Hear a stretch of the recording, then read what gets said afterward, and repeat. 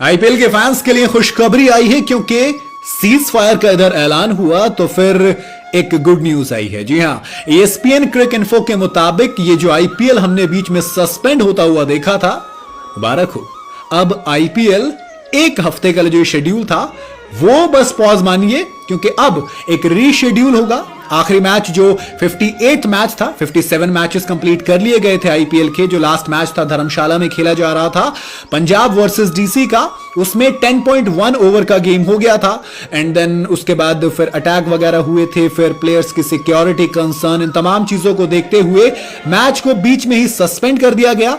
10.1 over के बाद 122 run थे।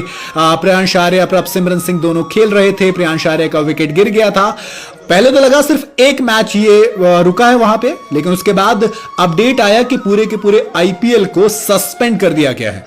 दरअसल पैट कमिंस समेत तमाम खिलाड़ियों को अपनी सिक्योरिटी का कंसर्न हो रहा था और वो क्लियर ये कह रहे थे कि शायद अब हमें घर जाना चाहिए, और एम्बेसी से बात कर रहे थे।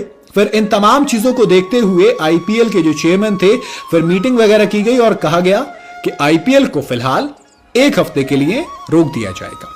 और सारी टीम से लेकर फ्रेंचाइजी तक सबने कहा कि भैया एंटरटेनमेंट है, चलेगा, बिल्कुल चलेगा, लेकिन पहले देश सबसे ऊपर है।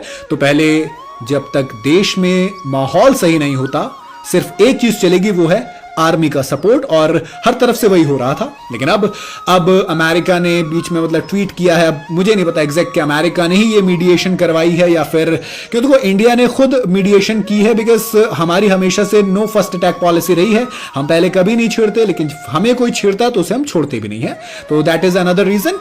बट उसके बाद अब जब सीज फायर हो गया है तो आईपीएल का जो एक हफ्ते का ब्रेक था वो ऑलमोस्ट कंफर्म हो गया है। हालांकि अभी दो चीजें कंफर्मेशन आनी बाकी है। दरअसल जब ये चीजें कंटिन्यू चल रही थी तब कहा गया था कि 3 सिटीज सिलेक्ट की जाएंगी। बचे जो 16 मैचेस हैं उन 3 वेन्यू पर करा लिए जाएंगे, न्यूट्रल वेन्यू चूज किए जाएंगे। बट अब यह देखना दिलचस्प होगा कि बीसीसीआई किस तरीके से फैसला लेती है। माने ये जो नया शेड्यूल आएगा उसमें कितने वेन्यूज चुने जाएंगे, कितने स्टेडियम में मैचेस किए जाएंगे, या फिर कुछ एक जो पुराना जो शेड्यूल था उसी को बस एक हफ्ते के ब्रेक के बाद कंटिन्यू कर दिया जाएगा।